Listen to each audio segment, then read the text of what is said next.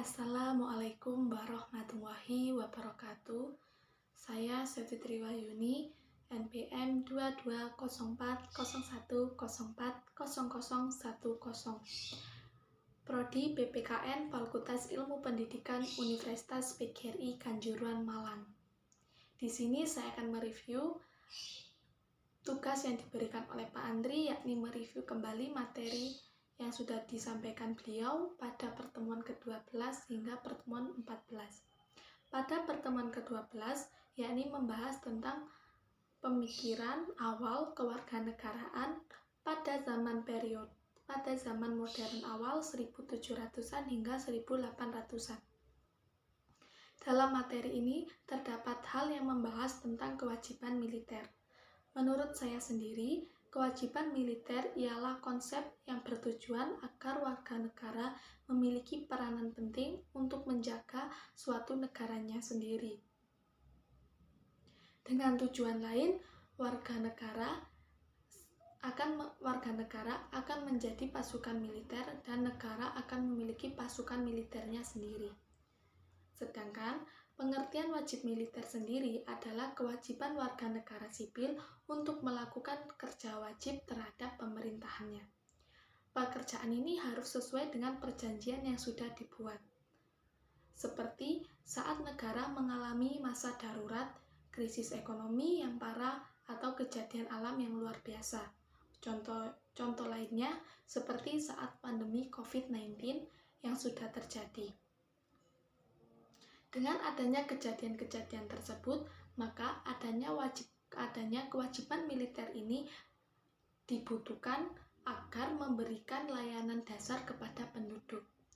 Pelayanan yang diberikan berupa perawatan medis, persediaan makanan, pasokan industri pertahanan, atau upaya pembersihan setelah cuaca buruk atau bencana lingkungan lainnya. Jadi, menurut saya, kewajiban militer ini penting terutama bagi negara tersebut dan bagi para penduduk di negara tersebut. Kemudian pada pertemuan ke-12 juga membahas tentang konsepsi Timur pada akhir abad ke-19.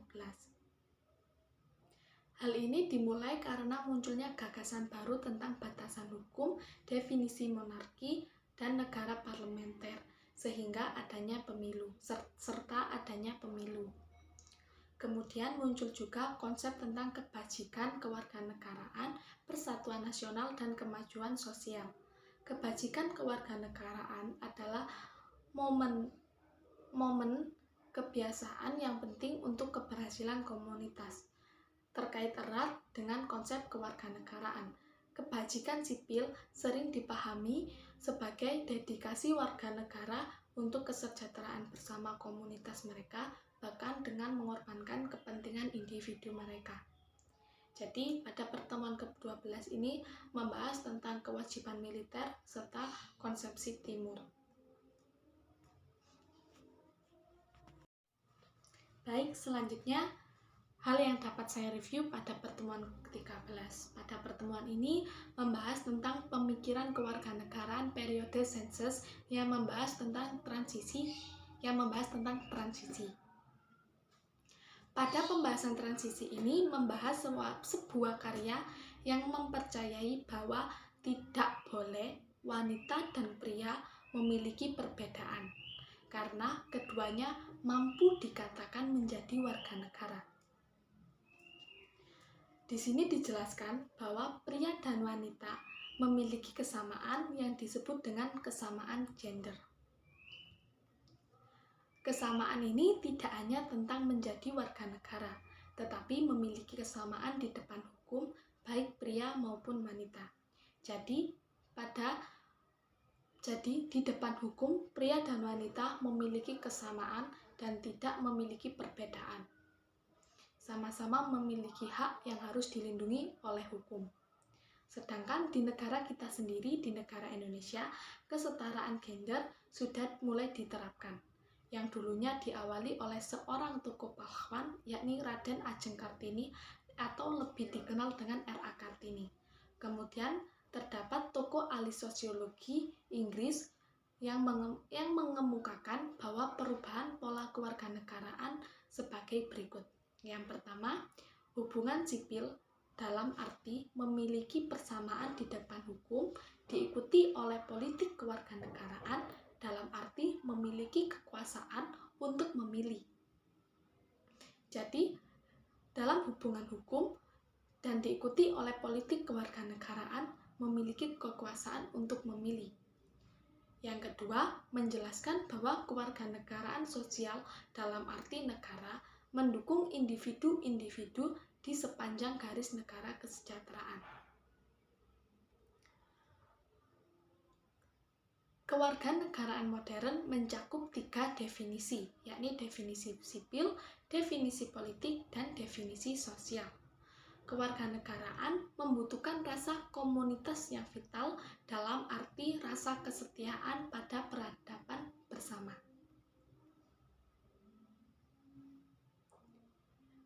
Kewarganegaraan muncul dari perjuangan kelas yang berkait dengan prinsip nasionalisme. Nasionalisme muncul sebab banyak pemikir berpendapat bahwa gagasan tentang hak kewarganegaraan muncul dari semangat setiap orang yang mendefinisikan dirinya secara kuat dengan bangsa kelahiran mereka. Jenis kewarganegaraan modern adalah yang memungkinkan orang berpartisipasi dalam berbagai cara. Kewarganegaraan bukanlah hubungan yang menjadi segalanya, tetapi hanya satu dari banyak jenis hubungan yang mungkin dimiliki seseorang. Ini telah dilihat sebagai prinsip penyetaraan dalam arti bahwa kebanyakan orang memiliki status yang sama. Kemudian pada pertemuan ke-13 ini, kemudian pada pertemuan ke-13 ini membahas tentang kewarganegaraan Meiji. Meiji ini kewarganegaraan Jepang dengan ide kewarganegaraan Meiji, yakni kekuatan sosial kerakyatan memberikan pengaruh terhadap jenis-jenis otoritas tradisional. Dan dari periode negosiasi dan konsepsi oleh negara, datanglah waktu perluasan demokrasi. Banyak hubungan sebab akibat bekerja untuk mewujudkan kewarganegaraan versi Jepang. Perluasan aktivitas militer menyebabkan perluasan negara bagian dari teritori yang memajukan pemerintahan langsung termasuk kekuasaan militer dan kekaisaran Jepang. Tetapi hal ini secara tidak langsung menyebabkan terhadap perlawanan rakyat, perjuangan tawar-menawar, dan akibatnya peran yang diperluas bagi warga negara di awal abad ke-20-an Jepang. Itu saja yang dapat saya review pada pertemuan ke-13. Pertemuan ke-14 ini membahas tentang pemikiran kewarganegaraan periode modern sensus. Di dalamnya terdapat konsep kewarganegaraan masa kini. Konsep kewarganegaraan sulit untuk disolasi, sebab hal ini dikaitkan dengan banyak aspek konstitusional masyarakat lainnya, seperti keluarga, dinas militer, individu, kebebasan, agama. Dengan demikian, pemahaman saya tentang konsep kewarganegaraan masa kini berkaitan dengan banyak aspek dengan kebutuhan hidup manusia. Menurut politisi Inggris menjelaskan bahwa kewarganegaraan didasarkan pada suatu perbedaan, seperti perbedaan agama, ras, suku, dan budaya. Perbedaan inilah yang dapat menyatukan dan disebut sebagai kewarganegaraan. Jadi, perbedaan-perbedaan tersebut dapat disatukan sehingga terbentuk kewarganegaraan. Tapi dalam hal tersebut terdapat perbedaan besar antara konsepsi kuno tentang kewarganegaraan dan konsepsi modern. Sementara kewarganegaraan modern masih menghormati gagasan partisipasi dalam proses politik. Tidak hanya seperti pola kuno, kewarganegaraan modern jauh lebih pasif, baik melalui tindakan didelegasikan kepada orang lain.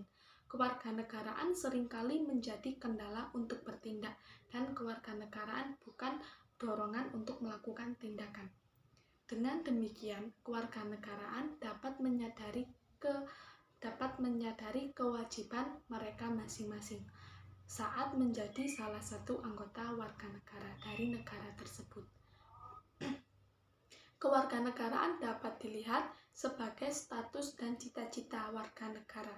Terkadang menyebutkan tentang gagasan kewarganegaraan dan menyiratkan sejumlah teori serta kemungkinan reformasi sosial. Pemikir lain juga mengemukakan bahwa kewarganegaraan adalah pusaran untuk persaingan ide dan arus. Terkadang bekerja melawan satu sama lain, terkadang bekerja secara harmonis. Orang kaya dan orang miskin masing-masing sama-sama setara dengan artian lain sebagai warga negara.